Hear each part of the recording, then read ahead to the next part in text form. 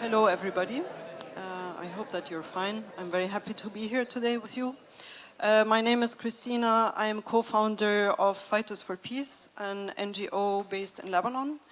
And so I will share with you today a tiny aspect of our work, of our local experience in Lebanon.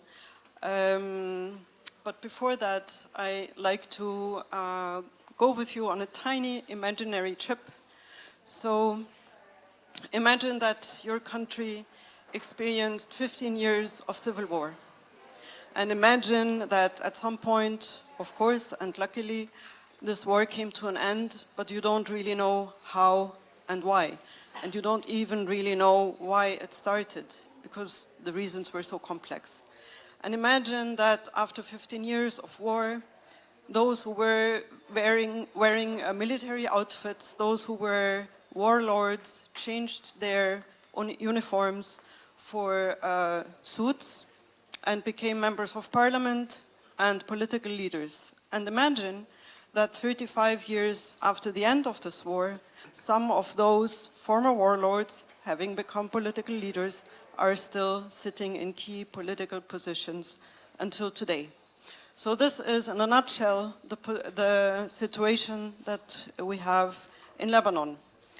And before I talk about our organization, for those who don't know exactly where Lebanon is located, because it's a tiny country at the Mediterranean Sea, we are neighbored by Syria on one side, we're neighbored by Israel-Palestine on the other side, and we have the beautiful Mediterranean coast, and we also have Cyprus as an island. So if you see all these countries on a map, other than the sunshine and the olives, what do you think? What is common in these countries?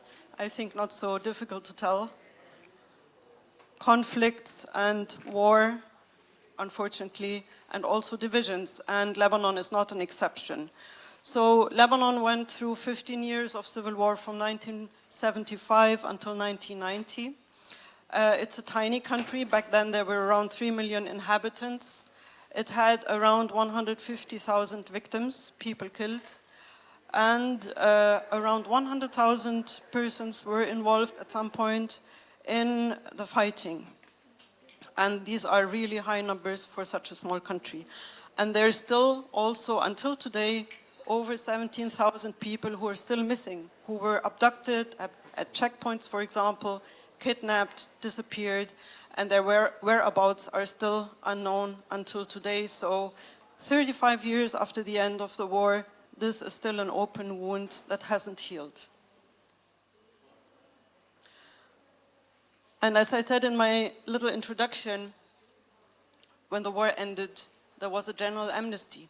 So those who had participated in the civil war, those who had been leaders of militias, they went back home unpunished. There was no prosecution, there was no process of transitional justice, there was no process of accountability. And this might have been good for those people who were involved in the war as fighters, as commanders, but somehow it also was not good for them because they were not forced to reflect on what they had done. They were not forced to reflect on why they had engaged in this war in the first place. But in any case, they could go back home and rebuild their lives. And of course, it was very, very bad for the victims of the war, for those who had lost family members or whose homes were destroyed. And it was also very bad for the country in general, because it generated a culture of impunity. And if you look at Lebanon today, there's a lot of corruption, for example, as a sign of impunity. So in this situation, what do we do? Fighters for Peace, as the name says, and it's a bit of a contradiction, is an association of former combatants who had been involved in the Lebanese civil war. And the persons that you see here on this picture have among them the founding members. We're now around 100 members, but not all of them. The majority, we are ex-fighters, but we also have persons like myself. I'm a peace activist and journalist. We have academics, we have researchers, we have artists, and also many young people joining our organization. And the people that you see here in the picture, some of them had been former enemies. So they had to go through their own reconciliation process in the first place before reaching out to the public. And today I wanted to talk or stress a little bit on this issue of accountability. I think here people from Spain also know the pain of not having had accountability after a long civil war. So as Fighters for Peace, one of our first actions when we were founded and established in 2014 was to reach out to war victims organizations, and we organized a press conference saying that we are against this general amnesty and we want to be held accountable and we want to take responsibility for the things that had been committed during the Lebanese civil war. We supported the victims' organizations also in their legal campaigns. We collected signatures for them. And most importantly, some of our ex-combatants passed on critical information, especially to the organizations that deal with the people who are missing. So some of our ex-combatants went to the International Red Cross and gave them information about the locations of former detention centers, the potential locations of mass graves, and things like that. So they did as much as they felt they could do to pass on this information so that hopefully at some point the whereabouts of the missing people will be revealed. But then still, of course, is this enough in terms of accountability? We were asking ourselves. So the ex-combatants, although they are ready to be held accountable, how to do this? I mean, they can't prosecute themselves, obviously. And then we were thinking, well, let's do something like a mock tribunal just to raise the public awareness of the importance of this issue. But then a mock tribunal seemed a little bit too harsh because at the end there were 100,000 people involved in the war as fighters and we're less than 100 members, ex-combatants. That's a tiny minority. And so we would be in the public eye alone and we would be the ones, or our ex-combatants and our organization would be the ones to be blamed.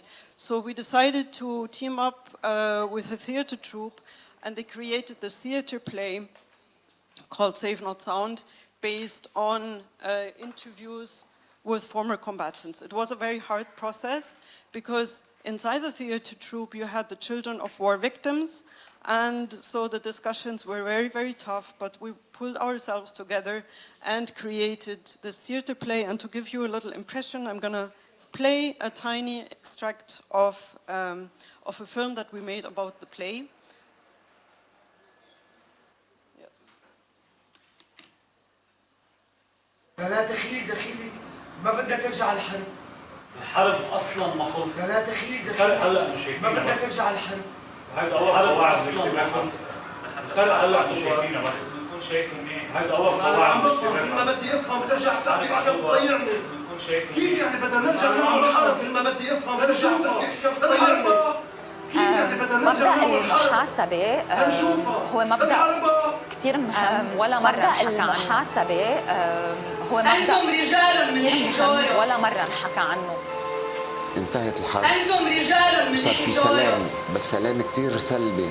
انتهت الحرب بدون محاسبة. صار في سلام تمنع نشوب الحرب كتير سلبي.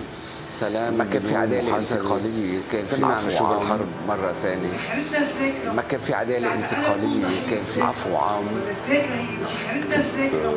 مقاتل السابق خلال فترة الحرب الأهلية كنا انتهت سنة 1990 السابق خلال فترة الحرب الرسمي إلى نهاية الحرب الأهلية لما انتهت سنة 1990 هذا الشيء بعد الرسمي إلى نهاية الحرب الأهلية لأنه واضح جدا أنه بعد الشيء ما زالت مستمرة أنه انتهت الحرب لأنه واضح جدا أنه بعد الجيولة ما زالت مستمرة. أنا بس قررت حقيقة أظهر للعلن بحكي عن مستوى الشخصي بس كنت عارف حقيقة أظهر للعلن بحكي عن مستوى الشخصي كنت عارف إنه رح يكون في سمع انا اصلا فكرتك متت. نحن في جيل واعي انه في حرب اهليه صارت، نحن ما عندنا ذاكره مباشره، نحن انا حتى بعد هذا البروجيكت في حرب اهليه صارت، نحن انا كثير عندي انترست بسال اهلي، يعني انا حتى بعد هذا البروجيكت تحديدا على صعيد شخصي انا كثير عندي انترست بسال اهلي. كل الناس اللي كانوا اجت هيدي الحرب وكانت الفرصه الوحيده كيف في اثبت ما لحالي لازم كل الناس تمرق كانوا يتركوني الجرائم واللي حدث بالحرب بدون محاسبة. ما لازم تمرق الجرائم واللي حدث بالحرب بدون خارج المحاسبة. الناس الكبار هو أكثر من هيك يصيروا زعماء خارج المحاسبة، لازم يتحاسبوا. وأكثر من هيك إنه يصيروا زعماء إنه لا لازم يتحاسبوا. مش الاول تفضل عندي شوف مش الاول تفضل عندي شوف.